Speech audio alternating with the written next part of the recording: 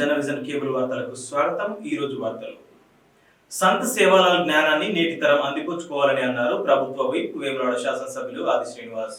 సంత్ సేవాలాల్ జయంతి వేడుకల్లో భాగంగా రాజన్న సిరిసిల్ల జిల్లా కేంద్రంలోని కాంగ్రెస్ పార్టీ కార్యాలయంలో సంత్ సేవాలాల్ చిత్రపటానికి నివాళులు అర్పించారు. ఈ సందర్భంగా ఏర్పాటు చేసిన ప్రత్యేక కార్యక్రమంలో ఆది శ్రీనివాస్ మాట్లాడారు.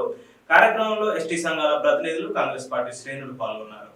స్థానం ఉండడానికి కోసం మనం ఈ విధి విధానాలను ఇవ్వడమే కాకుండా ఆయా ప్రాంతాల్లో ఉన్నటువంటి అందరికీ కూడా చక్కటి సంస్కృతిని చక్కటి భాషను నేర్పించే కార్యక్రమం చేసి మన గౌరవాన్ని ఇనుముడిపి చేసే విధంగా వారి కార్యక్రమం తీసుకోవడం, దాంతోనే వారు మీకు ఆరాధ్యుడైండు, ఆయనను గుడిగట్టి పూజిస్తున్నారు. అలాంటి సంతులాల్ సేవలాల్ మహారాజ్ గారి ఆలోచన విధానం తీసుకొని తప్పనిసరిగా మీరంతా ముందుకు నడవండి. మీతో పాటు కూడా మేము కూడా నడుస్తామన్న మాట సందర్భంగా ఎక్కడ కూడా ఏ గిరిజనుడు కూడా ఆత్మాభిమానం పోయే విధంగా ఎవరు పనిచేసినా మీరు చూస్తూ ఊరుకోమన్న మాట సందర్భం కూడా మీ అందరూ కూడా తెలియజేస్తూ గిరిజనుల హక్కులను, గిరిజనుల గౌరవాన్ని కాపాడే బాధ్యతను ఈ ప్రాంతంలో మీరు మాకు అవకాశం ఇచ్చారు ప్రభుత్వం ఉండడానికి, ప్రభుత్వం ఏర్పడడానికి. కాబట్టి ప్రభుత్వం పక్షాన మీ హక్కులను కాపాడడం కోసం మేము ప్రతినిత్యం పనిచేస్తుంటాం. మీకు ఎక్కడ ఏ సమస్య వచ్చినా, ఎక్కడ ఏ ఇబ్బందులు తప్పనిసరిగా మా దృష్టికి తీసుకోరండి. ఈ జిల్లాకు సంబంధించినటువంటి కాంగ్రెస్ పార్టీ అనుబంధ శాఖ అధ్యక్షుడిగా జిల్లాలు గారు అన్ని మండలాలు కూడా శాఖల్ని లేదు. నాకు వ్యక్తిగతంగా కూడా అనుబంధం ఉన్నటువంటి నాయకత్వం కూడా ఉంది. కాబట్టి ఒకరి పేరు రమేష్ గారు, మీ పేరు ఒకరి పేరు తీసి మరొకరి పేరు తీసి బాధపడతారు. కాబట్టి చాలా మంది మిత్ర బంధువులు గారు మీరందరూ కూడా తప్పనిసరిగా నాకు దృష్టికి మీ సమస్యలు తీసుకుని వచ్చినట్టయితే ఆ సమస్యల పరిష్కారం కోసం ప్రయత్నం చేద్దాం. ఈ రోజు ఇప్పుడే మీరు ముఖ్య నాయకులు 10 మంది ఉండండి. నేను కలెక్టర్ గారితో ఇప్పుడే మాట్లాడతా. ఒకవేళ మీకు గతంలో ఏదైతే గిరిజనుల సంక్షేమం కోసం, గిరిజనుల ఆరాధ్య దైవం శ్రీ సంత్ సేవలాల్ మహారాజ్ జగదాంబ మాత ఆలయాన్ని నిర్మించుకోవడానికి కోసం మిత్రులు మాట్లాడుతూ భోగ్ బండార్ ఏదైతే యజ్ఞంలాగా మనం నైవేద్యాన్ని సమర్పించే కార్యక్రమం, ఎక్కడికి వెళ్ళినా భోగ్ బండార్ దగ్గర ఆగుతా ఇచ్చిన ప్రసాదం తీసుకుంటా. ప్రతి తండాలో భోగ్ బండార్ మీ హాజరైన అలాంటి భోగ్ బండార్ నేను చేసుకోలేకపోతున్న ఒక బాధ, ఆవేదన వ్యక్తం చేస్తున్న పరిస్థితి ఇక్కడ కనిపిస్తుంది. కాబట్టి పూజారులు కూడా ఒకరిద్దరు పూజారులు కూడా మీ పూజారులు కూడా ఆ భోగ్ బండార్ చేసినప్పుడు కలవడం జరిగింది. కాబట్టి ఒకవేళ గతంలో మనకు స్థలాన్ని ఇచ్చి ఆ స్థలాన్ని అభివృద్ధి చేయడానికి డబ్బులు ఇచ్చి కూడా పట్టించుకుంటారు అంటారు. కాబట్టి ఇప్పుడే ఈ సమావేశం అయిపోయిన తర్వాత మీ సమయాన్ని వెచ్చిస్తా. దీని తర్వాత అజ్మీర్ తండాలో కూడా ఈరోజు సంత్ సేవలాల్ మహారాజ్ జయంతి ఉత్సవాలు కూడా 4 గంటలకు వస్తాయని చెప్పి మాట ఇవ్వడం జరిగింది. సమయం ఉంది కాబట్టి మీరు ఒక 10 మంది ముఖ్య నాయకులు ఉంటే ఇప్పుడే కలెక్టర్ గారితో మాట్లాడడం, కార్యాలయంలో మీ జేసీ గారు కూడా, భీమనాయక్ గారు ఉన్నారు, వారు కూడా మాట్లాడి ఒకవేళ అలాంటిది మీకు కేటాయించుంటే వాటిని తీసుకుని ప్రయత్నం చేద్దాం. లేదంటే కేటాయించే ఏర్పాట్లు చేస్తే ఇబ్బంది.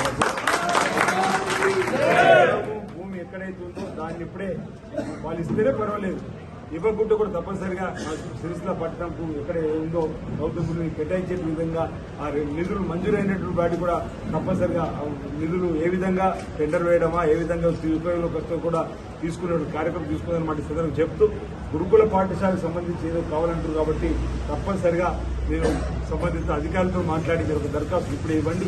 గురుకులకు సంబంధించినటువంటిది ఎక్కడ ఏర్పాటు చేసిన పర్లేదు కదా, సరే దానికి సంబంధించి నేను తప్పనిసరిగా కాలేజీకి కూడా గురుకుల పాఠశాల ఇంటర్మీడియట్ ఉన్నటువంటిది కూడా తీసుకురావడం కోసం నేను ప్రయత్నం చేస్తాను. దానికోసం కూడా ఇబ్బంది లేదు. ఎందుకంటే ఈ ప్రభుత్వం ప్రతి మండలంలో కూడా ఇంటర్నేషనల్ స్థాయి స్కూల్లో కూడా ఏర్పాటు చేయాలని చెప్పనుకుంటాం. కేంద్రంలో ఏర్పడేది కాంగ్రెస్ ప్రభుత్వమేనని అన్నారు టీపీసీసీ అధికార ప్రతినిధి పెద్దపల్లి పార్లమెంట్ ఇన్ఛార్జ్ చీటి ఉమేష్ రావు. పెద్దపల్లి జిల్లా కేంద్రంలోని R&B గెస్ట్ హౌస్ లో చీటి ఉమేష్ రావు ఈ రోజు ప్రెస్ మీట్ నిర్వహించి మాట్లాడారు. కాంగ్రెస్ పార్టీ పెద్దపల్లి పట్టణ శాఖ ఆధ్వర్యంలో ఉమేష్ రావును ఘనంగా సన్మానించారు. కార్యక్రమంలో కాంగ్రెస్ పార్టీ పట్టణాధ్యక్షుడు భూషణ వీణా సురేష్ గౌడ్, ఎండి సయ్యద్ మష్రూమ్, మల్లయ్య, సదయ్య తదితరులు పాల్గొన్నారు. ఎందుకంటే మార్పు అనేది కోరుకున్నటువంటి ప్రజలు మార్చాలంటే, ప్రభుత్వాలను మార్చాలంటే ప్రజాస్వామ్య ప్రక్రియ అవుతుంది. ప్రభుత్వాలు మారడం అనేది ప్రజాస్వామ్యంలో ఒక ప్రక్రియ. అదేవిధంగా మరి దీనికి దోహదపడేటువంటి పెద్దపల్లి పార్లమెంటు ప్రజలు గొప్పవాళ్ళు వాస్తవానికి. అయితే ఇప్పుడు ఈ శాసనసభ ఎన్నికల అయిపోయింది, మేము అధికారంలోకి రావడం కాంగ్రెస్ పార్టీ, మేము ప్రజల ముందు కూడా కొన్ని ఎజెండా ఉంచాం. ప్రజల ముందు కూడా కొన్ని మొత్తం సమాజంలో ఉన్నటువంటి అన్ని వర్గాల ప్రజల యొక్క అభిప్రాయాలు తీసుకొని మేము ప్రజలకు అనుకూలమైనటువంటి ఒక మేనిఫెస్టోతో ప్రజల ముందుకు రావడం జరిగింది. దాన్ని ప్రజలు కూడా ఆమోదించారు, స్వాగతించి మాకు అధికారం ఇచ్చారు. అయితే మేము 2 నెలలైంది అధికారంలోకి వచ్చి, 2 నెలల పైన 70 రోజులు సుమారుగా. అయితే ఇప్పుడు మళ్ళీ వెంటనే పార్లమెంట్ ఎన్నికల సమయం రావడం, మరి పార్లమెంట్ ఎన్నికల్లో కూడా ఇలా దేశంలో కూడా మార్పు అనేది వస్తున్నది. దేశంలో కూడా భారతీయ జనతా పార్టీ ఏదైతే 10 సంవత్సరాల నుంచి అధికారంలో ఉందో మరి ఈ పార్టీని కూడా వాళ్ళ యొక్క విద్వేషపూరిత రాజకీయాలు, సమాజాన్ని విభజించి మతాల పేరిట, కులాల పేరిట సిచ్చు పెట్టి మరి దేశ రాజకీయంలో ఒక రకమైనటువంటి అస్థిరతను తీసుకొచ్చినటువంటి భారతీయ జనతా పార్టీని కూడా ఈ దఫా ప్రజలు పక్కకు ఉంచి రాహుల్ గాంధీ గారిని ప్రధానమంత్రి చేయాలనేటువంటి ఒక కృతనిశ్చయంతో ఉన్నట్టుగా మనకు దేశంలో ఉన్న పరిస్థితులు అర్థమవుతూ ఉన్నాయి. గత సంవత్సరంలో రాహుల్ గాంధీ గారు 3500 కిలోమీటర్ల పాదయాత్ర చేయడం, కన్యాకుమారి నుండి కాశ్మీర్ వరకు ఇప్పుడు దేశ ప్రజలందరినీ అనేక సమస్యలు జాగృతం చేయడం, తదనంతరం కూడా ఇప్పుడు రాహుల్ గాంధీ గారు పాదయాత్ర భారత్ జోడో న్యాయ యాత్రలో ఉన్నారు. 6500 కిలోమీటర్ల భారత్ జోడో న్యాయ యాత్ర దాదాపు సగం పూర్తయింది. అయితే ఈ రకంగా దేశ ప్రజల యొక్క అభిప్రాయాలు తెలుసుకొని దేశ ప్రజల యొక్క అభిప్రాయాన్ని కూడగట్టే విధంగా ఈరోజు కాంగ్రెస్ పార్టీ జాతీయ స్థాయిలో చేస్తున్న ప్రయత్నాలు తెలుసు. అయితే రేపు దేశంలో కూడా మార్పు తీసుకురావడానికి ప్రజలు కృతనిశ్చయంతో ఉన్నట్టుగా మనకు అర్థమవుతా ఉన్నది. దానికి అనుగుణంగానే ఈ యొక్క వచ్చే పార్లమెంటు ఎన్నికల్లో మరి కాంగ్రెస్ శ్రేణులు, ముఖ్యంగా తెలంగాణ ప్రాంతంలో ఉన్న కాంగ్రెస్ శ్రేణులు సమాయత్తం కావాల్సిన అవసరం ఉంది. సమాయత్తం అవుతా ఉన్నారు కూడా. అయితే భారతీయ జనతా పార్టీ వల్ల నేషనల్ ఎన్నికలు కాబట్టి భారతీయ జనతా పార్టీ ఇక్కడ ఓటు అడిగే నైతిక అర్హత కోల్పోయిందని చెప్పదలుచుకున్నాను. గత 10 సంవత్సరాల క్రితం తెలంగాణ రాష్ట్రం ఏర్పడ్డది. అప్పుడు దేశంలో కూడా భారతీయ జనతా పార్టీ ప్రభుత్వం వచ్చింది. వచ్చిన మరుక్షణమే తెలంగాణ చేసిన దోకా ఏంటంటే 7 మండలాలను తీసి మన తెలంగాణ 7 మండలాలను తీసి ఆంధ్ర కలపడం. విభజన బిల్లులో ఆ రోజు ఆమోదించిన కాంగ్రెస్ పార్టీ ఇచ్చిన అనేక హామీలు, విభజన బిల్లు తయారు చేసింది కాంగ్రెస్ పార్టీ, కానీ దాన్ని అమలు చేసే అవకాశం కాంగ్రెస్ పార్టీకి రాలే. వెంటనే భారతీయ జనతా పార్టీ అప్పుడు అధికారంలోకి వచ్చింది. కాబట్టి తెలంగాణ కోసం విభజన బిల్లులో ఏవేవైతే ఉన్నాయో ఏ ఒక్కటి కూడా అమలు జరిగిన దాఖలా ఇంతవరకు లేదు. తెలంగాణ ప్రాంతంలో వాళ్ళు తెలంగాణ ప్రజలకు చాలా పచ్చి మోసం చేశారు. కాబట్టి ఇక్కడ వాళ్ళు ఓట్లు అడిగే నైతిక అర్హత కోల్పోయిన భారతీయ జనతా పార్టీ ఇప్పుడు ఏ రకంగా ముఖం పెట్టుకుని ఓట్లు అడుగుతుంది తెలంగాణలో అని మేము అడుగుతా ఉన్నాం. అయితే వాళ్ళు సృష్టిస్తున్నటువంటి గందరగోళం ఈ దేశంలో వాళ్ళు చేసినా ఏవి చెప్పుకునే పరిస్థితి లేదు. వాళ్ళు ఏం చేయలేదు. ఇలా నిరుద్యోగ సమస్య అట్లే ఉన్నది. వ్యవసాయ రంగం కూడా కుదేలైపోయింది, పారిశ్రామిక రంగం కుదేలైపోయింది. పిఎస్సీలను కూడా ఈరోజు ప్రైవేటైజేషన్ చేస్తున్నాం. ఇలా రైల్వేలను ప్రైవేటైజేషన్, పోర్ట్లను ప్రైవేటైజేషన్, విమానాశ్రయాలను ప్రైవేటైజేషన్, చివరికి సింగరేణి కూడా ప్రైవేటైజేషన్ చేసే కుట్ర అనేటువంటి పరిస్థితి మనకు తెలుసు. కాబట్టి నిరుద్యోగులు అనేటువంటి విలయ తాండవం చేస్తుంది 10 సంవత్సరాల. ఒక 100 మంది నిరుద్యోగులు ఉంటే 40-42 మంది శాశ్వతంగా నిరుద్యోగులు అయ్యేటువంటి ఒక విధానాలను అనుసరిస్తుంది భారతీయ జనతా పార్టీ. కాబట్టి ఈ దేశంలో విధ్వంసకర రాజకీయాలు, విద్వేషపూరితమైన రాజకీయాలు చేస్తున్న భారతీయ జనతా పార్టీ చెప్పుకోవడానికి ప్రజల ముందు ఏం లేవు కదా. కాబట్టి మళ్ళీ ఒక అయోధ్య రాముని వాళ్ళ అస్త్రంగా మలుచుకొని ఇవాళ మళ్ళీ ప్రజల ముందుకు వచ్చే ప్రయత్నం, ప్రజల్లో హిందూ దేశ ప్రజల్లో భావోద్వేగాలు రెచ్చగొట్టి, భక్తిని రెచ్చగొట్టి ఏదో రకంగా దీన్ని మళ్ళీ జనాలను మసిపూసి మారేడుగా చేసి అధికారంలోకి వచ్చేటువంటి ఒక ప్రయత్నం చేస్తూ ఉన్నారు భారతీయ జనతా పార్టీ. లేకుంటే ప్రధానమంత్రికి ఏం అర్హత ఉందని చెప్పి రామాలయ ప్రతిష్ఠ చేస్తాడు ఆయన. ప్రధానమంత్రికి అర్హత ఉంటుంది. రామాలయం ఒక రాముని విగ్రహాన్ని ప్రతిష్ఠించాలంటే ఎంత శాస్త్రోక్తంగా ఉండాలి, అది ఎటువంటి పీఠాధిపతులు ఉండాలా, వాళ్ళు ఎవరు చేయాల్సిందో మనకు తెలుసు. మన శాస్త్ర ప్రకారం ఒక విగ్రహ ప్రతిష్ఠ ఎవరు చేస్తారనేది మనకు తెలుసు. అటువంటి ప్రైమ్ మినిస్టర్ ఒక ప్రభుత్వ రంగ సంస్థను ప్రారంభించిన విధంగా ఒక దేవాలయంలో దేవుని విగ్రహ ప్రతిష్ఠ చేస్తున్నాడంటే ప్రచారం కోసం ప్రైమ్ మినిస్టర్ లైవ్ టీవీలు పెట్టి, లైవ్ టెలికాస్ట్ పెట్టి ఒక రామాలయాన్ని, రాముని విగ్రహాన్ని ప్రతిష్ఠించారంటే దాన్ని రాజకీయంగా ఎంత వాడుకోవడానికి వాళ్ళు దిగజారిన విషయం అర్థం చేసుకోవాల్సిన అవసరం ఉంది. రామాలయం విషయంలో రాముని పేరు చెప్పుకొని ఇప్పుడు మళ్ళీ ఓట్లకు వస్తున్నారు వాళ్ళు బీజేపీ. కాబట్టి బీజేపీ ఏ రకంగా కూడా దేశ ప్రజలకు సమాధానం చెప్పాలి. వాళ్ళ ఏ సమస్యను మీరు పరిష్కరించగలిగారు. ఇవాళ ముఖ్యంగా తెలంగాణ ప్రాంతంలో మీరు ఎట్లా పోటీ చేస్తారు? తెలంగాణ ప్రాంతంలో మీరు ఏం చెప్పి అడుగుతారు? విభజన బిల్లు ఇందాక చెప్పిన విభజన ఒక్కటని ఇచ్చిందా? గిరిజన యూనివర్సిటీ ఇచ్చిందా? కోచ్ ఫ్యాక్టరీ ఇచ్చిందా? బయ్యార ముక్కు ఇచ్చిందా? మరి ఏది ఇచ్చింది మీరు? సిరిసిల్ల వస్త్ర పరిశ్రమలో పనిచేస్తున్న ఆసాములు కార్మికులు, అనుబంధ రంగాల కార్మికులకు ప్రభుత్వం ఉపాధి కల్పించాలని డిమాండ్ చేశారు సిఐటియు నాయకులు. ఈ రోజు సిరిసిల్లలోని గణేష్ నగర్ లో పవర్ లూమ్ వర్కర్స్ యూనియన్ ఆధ్వర్యంలో ఏర్పాటు చేసిన ప్రత్యేక కార్యక్రమంలో ఈ నెల 28న మహాధరణ నిర్వహించాలని తీర్మానించారు. ఈ సందర్భంగా సంఘం ప్రతినిధులు వివరాలను వెల్లడించారు. కార్యక్రమంలో అసెంబ్లీ సంఘం తంగెలపల్లి మండలాధ్యక్షుడు గోనె పరశురాములు, నాయకులు కొండ సుభాష్, కోరల్ల శ్రీనివాస్, సత్తయ్య, శ్రీనివాస్, ఉగ్గు గణేష్, గోవింద్ కనకయ్య తదితరులు పాల్గొన్నారు. ఇప్పుడు ఈ 4-5 నెలలు 6 నెలలు 10 నెలలు కూడా అది లేని పరిస్థితి అయిపోతుంది. దాంతోపాటు మరి ఈ పాలిస్టర్ నడుపుదామంటే ఎవరు ముందుకు వచ్చే పరిస్థితి. ఈ సమస్యలు మరి ఏం చేసేది ఇప్పుడు ఉన్న పరంగా మన సిరిసిల్ల వస్త్ర పరిశ్రమ అనేది ఇతర ప్రాంతాలతో మనం పోల్చుకునే పరిస్థితి లేదు. ఇతర ప్రాంతాల ఘర్షపతి కావచ్చు, నల్గొండ కావచ్చు, ఇంకెక్కడెక్కడైనా వాళ్ళ వ్యక్తిగతంగా వ్యాపారం చేసుకొని వాళ్ళు 4 కిలో 2 కిలో 3 కిలో తెచ్చుకొని వాళ్ళు అంతే పరిస్థితులు అక్కడ ఉన్నాయి. కానీ మన దగ్గర ఆ పరిస్థితి లేదు. మనం ఇంకోళ్ళ మీద ఆసాములు అంటే భీములు ఇచ్చేదాని మీద ఆధారపడే బతుకుమన్నది ఇక్కడ మొత్తం దాదాపు 90% అట్లే ఉంది. కాబట్టి ఆ రకంగా ఇప్పుడు వచ్చే పరిస్థితి లేదు. ఉన్న పరంగా మనకు ఇప్పుడు 2-3 నెలలు అసలు పనులు లేక చాలామంది పుట్టగోడు చెట్టగూడ పరిస్థితి కనబడతా ఉంది. మరి ఈ సమస్య నుంచి మనం ఎట్లా గట్టెక్తాం? ఉన్న పరంగా మనకి మన సమస్యకి పరిష్కారం జరగాలి. ఇప్పుడు రెండో పక్క ఈ బతుకమ్మ చీరలు కూడా ఇచ్చేటట్టు ప్రభుత్వం కనబడతలేదు. ఎందుకంటే దానికి బదనం అయిపోయింది. కొంతమంది యజమానులకు లాభం జరిగింది, దీంతో ఆ యజమానులే బతుకుతున్నారు. మరి ఇప్పుడు కార్మికులకు ఆసాం ఎలాంటి లాభం లేదనే లెక్కల అదొక ఉంది. దాంతో ఇప్పుడు జనవరి ఫిబ్రవరిలో మన బతుకమ్మ చీరలు వచ్చే ఆడలు ఇప్పుడు దాని గురించి ప్రభుత్వం ఊసేస్తలేదు. మరి వాడి ఇయ్యడు ఇది లేదు. మరి ఇప్పుడు దీనికి మనం ఎటు పోవాలి? అసలు మన ఉనికి ఉంటుందా ఉండదా? ప్రస్తుతం సిరిసిల్ల వస్త్ర పరిశ్రమ తీవ్ర సంక్షోభంలో ఉంది. ఇక్కడ వస్త్ర యజమానులు మొత్తం పరిశ్రమ బంద్ చేసే దిశగా ప్రయత్నాలు జరుగుతూ ఉన్నాయి. ఇప్పటికే చాలా కార్ఖానాలు బంద్ పడ్డాయి. కార్మికులు, ఆసాములు అందరూ అనుబంధ రంగాల్లో ఉన్నటువంటి అందరికీ పని లేకుండా గత 2 మాసాల నుంచి తీవ్ర ఇబ్బందులు పస్తు ఉండే పరిస్థితి నెలకొంది. ఆసాములు కావచ్చు, కార్మికులు కావచ్చు, వివిధ రకాల తీవ్ర ఇబ్బందులు ఎదురవుతూ ఉన్నారు. ఈ నేపథ్యంలో ఈరోజు ఆసాముల సమావేశం మరి ఉపాధి దాని గురించి ఎట్లా మాకు ఉపాధి కావాలని దాని సమావేశం ఏర్పాటు చేయడం జరిగింది. ప్రభుత్వం వెంటనే ఉన్న పరంగా ప్రభుత్వ ఆర్డర్లు ఇచ్చేసి మరి వాళ్ళకు ఉపాధి కల్పించాలని డిమాండ్ తోటి మరి వచ్చే బుధవారం రోజు 20వ తారీఖు నాడు పెద్ద ఎత్తున వస్త్ర పరిశ్రమలో ఉన్నటువంటి అనుబంధ రంగాలతో అన్నిటితోటి పెద్ద మహాప్రదర్శన నిర్వహించుకోవడం జరిగింది. దీనిలో భాగంగా రేపు అన్ని ప్రజా సంఘాలు అంటే వస్త్ర పరిశ్రమ అనుబంధ రంగాలతో కూడా సమావేశం ఏర్పాటు చేసుకోవాలని నిర్ణయించుకోవడం జరిగింది.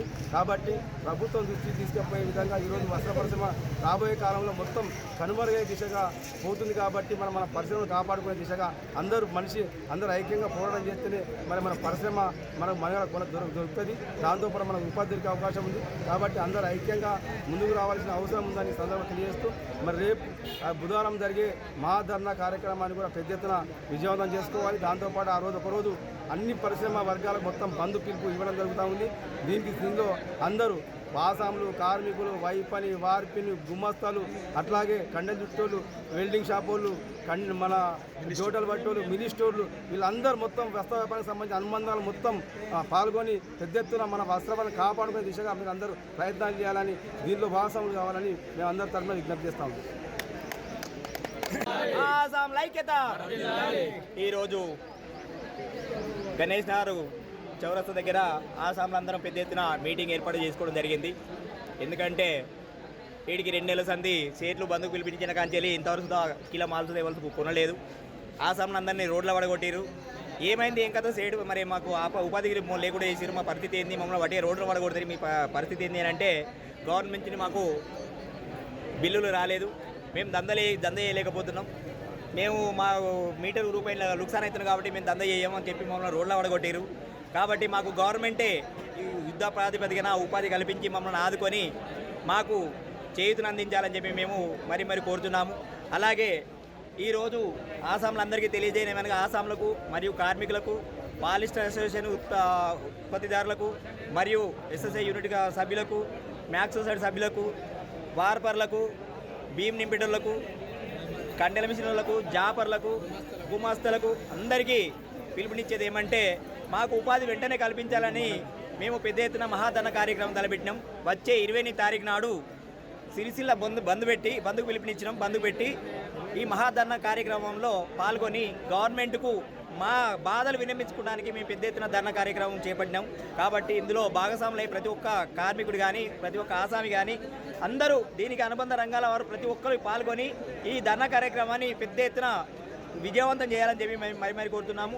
ఈ రోజు నుంచి వెళ్ళి వచ్చే బుధవారం దాకా మేమందరికీ పేరున తెలియజేస్తున్నాం. తప్పకుండా ఈ మహాధర్నాల కార్యక్రమాలు పాల్గొని పెద్ద ఎత్తున ఇది విజయవంతం చేయాలని చెప్పి మరి కోరుతున్నాము. పవర్లూమ్ కార్మికులకు వస్త్ర పరిశ్రమ మీద అనుబంధంగా నడుపుతున్న ప్రతి ఒక్క కార్మికులకు తెలియజేయనిది ఏమనగా ఈరోజు గత ప్రభుత్వం 6-7 సంవత్సరాలు బతుకమ్మ చీరలు ఇచ్చి దాటి మీదనే ఆధారపడే విధంగా మాకు ఆధారం లేకుండా చేసింది. అందులో సేట్లు మాత్రం బాగుపడ్డరు, కార్మికులు ఆసాములు రోడ్డున పడ్డరు. కాబట్టి ముఖ్యమంత్రి గారికి వినవలసింది ఏంటంటే ఆ బతుకమ్మ చీరల ఆట కాకుండా వేరే ఏదైనా కానీ సిరిసిల్ల వస్త్ర పరిశ్రమను తప్పకుండా ఆదుకొని మాకు ఉపాధి కల్పించవలసిందిగా కోరుతున్నాము. అలాగే గతంలో మాదిరిగా 4 నెలలు పని కనిపించి 6 నెలలు బంధువుడు అనేది విధానం ఉండకుండా వెనకట ఒక 50 ఏళ్ళ నుంచి వస్త్ర పరిశ్రమ ఇక్కడ మంచిగా నడుస్తుంది. 2014 వరకు చాలా మంచిగా నడిచింది. ఆ తర్వాత ప్రభుత్వం మారి ఈ విధంగా సీరియల్ వచ్చిన తర్వాత కొంతమందికి ఉపాధి కల్పించవచ్చు, కానీ చాలామంది ఉపాధి కోల్పోయి సాంఖ్యలు అమ్ముతున్నారు. కాబట్టి ఈ పరిశ్రమను కాపాడుకోవాలంటే ఈ సిరిసిల్ల ప్రాంతంలో వేలాది మంది కార్మికులు ఆసాములు మళ్ళీ దీని మీద అనుబంధంగా రంగులద్దే వాళ్ళు, డైంగ్ వాళ్ళు అనేక రకాల మంది ఉన్నారు. కాబట్టి వాళ్ళందరికీ ఉపాధి కోల్పోతుంది. దాదాపు ఒక 50,000 మంది దీని మీద ఆధారపడి జీవిస్తున్నారు. సిరిసిల్ల వస్త్ర పరిశ్రమ అంటేనే దాదాపు సగం సిరిసిల్ల ప్రాంతం దీని మీద ఆధారపడి వస్తుంది.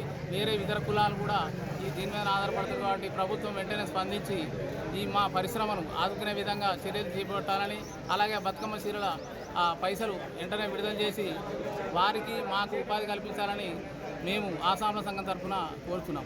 పెద్దపల్లి జిల్లా కలెక్టరేట్ కార్యాలయాల సముదాయంలో ఏర్పాటు చేసిన మ్యూజియంను పెద్ద కల్వలకు చెందిన నోబెల్ హై స్కూల్ విద్యార్థులు సందర్శించారు. జిల్లా సాంస్కృతిక చరిత్రను ప్రతిబింబించేలా మ్యూజియం ఏర్పాటు చేశారు. మౌర్యుల కాలంలో పర్యటించిన విదేశీ యాత్రికుడు మెగస్తనీస్ పేర్కొన్న 30 దుర్గాలలో 3 దుర్గాలు కదంబపూర్, ధూళికట్ట, పెద్దబుంకూరు వేదికగా పెద్దపల్లి జిల్లాలో ఉన్నాయని, శాతవాహనుల రాజధాని కోటిలింగాలలో లభించిన నాణాలు పెద్దబుంకూరు, ధూళికట్టలో కూడా దొరికాయని విద్యార్థులకు వివరించారు. ఎన్నికలలో ఉపయోగించే ఈవీఎంల గురించి విద్యార్థులకు వివరించారు. కంట్రోల్ యూనిట్ ఎన్ని ఒక క్యాండిడేట్కి ఎన్ని ఓట్లు పడ్డాయి అని దీంట్లో ఉంటుంది అన్నట్టు. మనం ఏదైనా ఉన్నా కానీ స్లిప్లు కూడా కౌంట్ చేసుకోవాలి. దీన్ని కంపేర్ చేసుకొని కూడా మనం అక్యురెన్సీ ఇక మనం రిజల్ట్ తీసుకోవచ్చు. అప్పుడు మనము ఏ పార్టీ ఏ క్యాండిడేట్ గెలిచింది అనేది ఎలక్షన్ కమిటీ వాళ్ళు ఫైండ్ అవుట్ అంటే ఇచ్చేస్తారు అన్నట్టు సర్టిఫికేట్. ఇది సిస్టమ్. ఏమైనా డౌట్స్ ఉన్నాయి ఇంకా ఓకే ఇక్కడ అనిపిస్తుంది.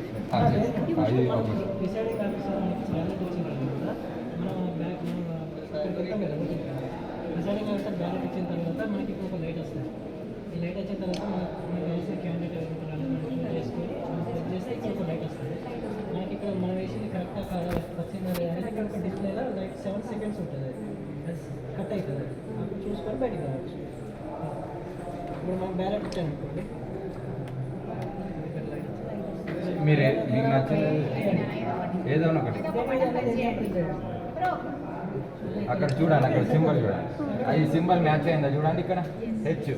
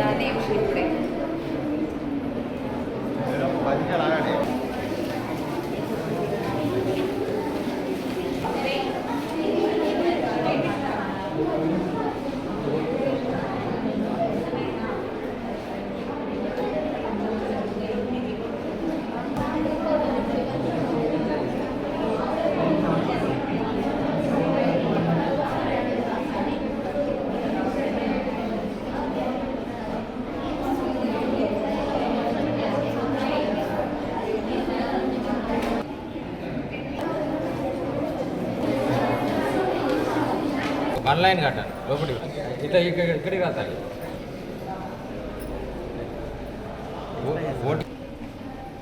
వన్ మోర్ లైన్ ఇది కంట్రోల్ యూనిట్. బ్యాలెట్ యూనిట్, అదేమో వీవీప్యాట్.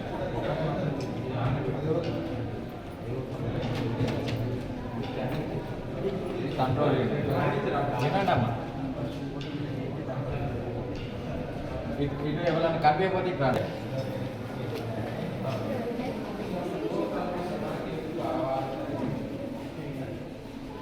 మనం ఎక్కువ యూజ్ చేస్తాం.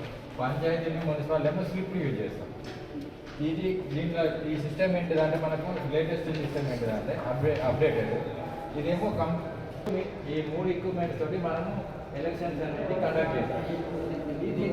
దీని మెయిన్ ఈ control unit just like CPU అన్నట్టు. కంప్యూటర్లో సిపియు ఉంటుంది కదా, జస్ట్ లైక్ అని అన్నట్టు సిపియు కంట్రోల్ యూనిట్. ఇదేమో మనము ఈ క్యాండిడేట్స్ ఎవరైతే ఎమ్మెల్యేగా అభ్యర్థులు క్యాండిడేట్స్ ఉంటాయి, ఎమ్మెల్యే ఎంపీ క్యాండిడేట్స్ ఉంటాయి కదా, లేకపోతే పార్టీ క్యాండిడేట్స్ ఫొటోస్, పార్టీ నేము అవన్నీ ఇక్కడ మెన్షన్ చేస్తారు. ఇక్కడ స్లిప్లో ఇక్కడ చూడండి, ఈ స్లిప్ ఉన్నది కదా సింబల్స్, క్యాండిడేట్ నేమ్, పార్టీ నేము, వారి క్యాండిడేట్ ఫోటో కూడా దీని మీద ప్రింట్ అయ్యి ఇక్కడ పెడతారు అన్నమాట. మనం ఏ పార్టీకి ఓట్ వేయాలో పార్టీ నేము, క్యాండిడేట్ ఫోటో చూసి మనం ఓట్ వేస్తారన్న. ఇక్కడ మనం ఎప్పుడైతే ఈ బటన్ ప్రెస్ చేస్తామో, ఈ బటన్ ఏదైనా క్యాండిడేట్ పేరు ఉన్నా లేకపోతే పార్టీ పేరుతో బటన్ ప్రెస్ చేస్తామో, ఇక్కడ ప్రెస్ చేసినప్పుడు ఇక్కడ రెడ్ సింబల్ వస్తుంది, యారో మార్క్.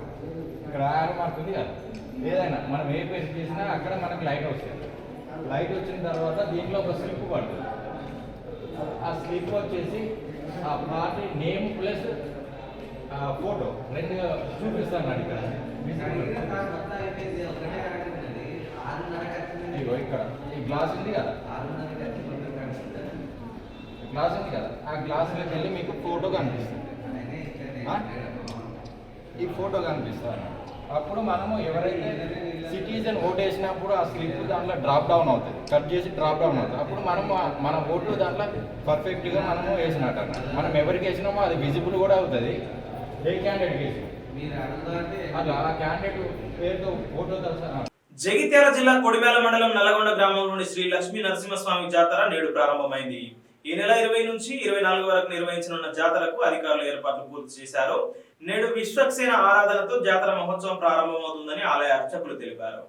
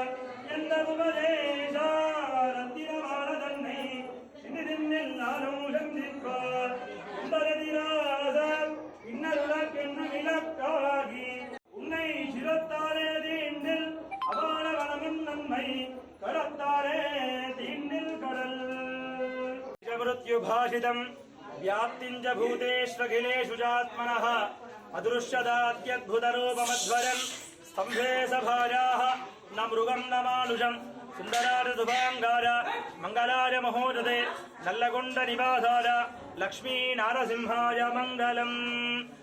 జై శ్రీమన్నారాయణ. మన జగిత్యాల జిల్లా కొడిమ్యాల మండల్ నల్లగొండ శ్రీ లక్ష్మీ నారసింహస్వామి స్వయంభూమూర్తి వారి యొక్క బ్రహ్మోత్సవాలు ఎప్పటిలాగే అంగరంగ వైభవంగా ఈసారి కూడా 20వ తారీఖు నుండి అంటే ఈనాడు నుండి 24 వరకు ఏటలాగే అత్యంత వైభవోపేతంగా ఈసారి కూడా జరుపుకోవడం జరుగుతుంది. కావున భక్తులందరూ అధిక సంఖ్యలో పాల్గొని స్వామి యొక్క కృపకు పాత్రులు కావాల్సిందిగా మనవి. మన యొక్క కార్యక్రమాలు వివరణ 20వ తారీఖు ఉదయము విశ్వక్సేన ఆరాధన నుండి ధ్వజారోహణ కార్యక్రమం వరకు, సాయంకాలము దేవతాహ్వానం, భైరీ తాడడం, హోమం బలిహరణ, దానితో పాటుగా తెల్లవారుజామున 2వ రోజు స్వామివారి యొక్క హోమాది కార్యక్రమాలు జరుగుతాయి. 2వ రోజు సాయంత్రం కూడా విశేషంగా ఉదయము సాయంత్రము సుదర్శన నారసింహ ఇష్టి జరుగుతున్నది. 3వ రోజు అత్యంత వైభవోపేతంగా స్వామివారి యొక్క తిరుకళ్యాణ మహోత్సవము అంటే 23వ తారీఖు త్రయోదశి గురువారం నాడు ఈసారి మనకు వస్తుంది. అలాగే 24, 25 స్వామి యొక్క అధిక సంఖ్య జనాలు ఎప్పటిలాగే ఈసారి కూడా అధిక సంఖ్యలో వస్తారు. 24వ తారీఖు స్వామి యొక్క రథయాత్ర సాయంత్రం 4 గంటలకు జరుగుతున్నది. 24వ తారీఖు వరకు ఉత్సవాలు అత్యంత వైభవంగా అంగరంగ వైభవపేతంగా జరుగుతూ ఉంటాయి. కావున భక్తులందరూ కూడా అధిక సంఖ్యలో పాల్గొని స్వామివారి యొక్క తీర్థ ప్రసాదాలు తీసుకొని స్వామి యొక్క కృపకు పాత్రలు కావాల్సిందిగా కోరుచున్నాము. జై శ్రీమన్నారాయణ. మంగళారాధన పరై మదాచార్య పురోగమై సర్వైశ్చ పూర్వైరాచార్యై సత్కృ. పెద్దపల్లి జిల్లాలో ఇంటర్మీడియట్ 10వ తరగతి పబ్లిక్ పరీక్షలు పకడ్బందీగా నిర్వహించాలని అధికారులను ఆదేశించారు అదనపు కలెక్టర్ జీవి శ్యామ్ ప్రసాద్ లాల్. పెద్దపల్లి జిల్లా కలెక్టరేట్ లోని తన ఛాంబర్ లో ఇంటర్మీడియట్ 10వ తరగతి పరీక్షల నిర్వహణపై సంబంధిత అధికారులతో సమీక్ష సమావేశం నిర్వహించారు. ఈ నెల 28 నుంచి మార్చి 19 వరకు ఇంటర్మీడియట్ పరీక్షలు, మార్చి 18 నుంచి ఏప్రిల్ 2 వరకు 10వ తరగతి పరీక్షల నిర్వహణకు కట్టుదిట్టమైన ఏర్పాట్లు చేయాలని అధికారులను ఆదేశించారు.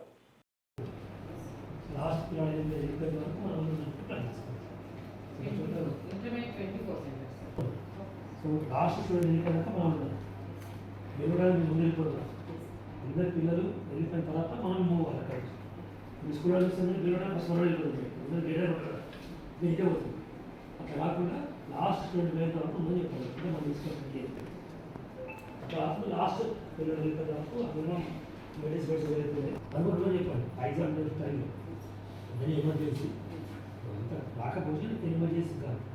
సో లోకల్ టీసీ ఒక సందేశం జరుగుతుందో అది గవర్నమెంట్ ఆల్రెడీ.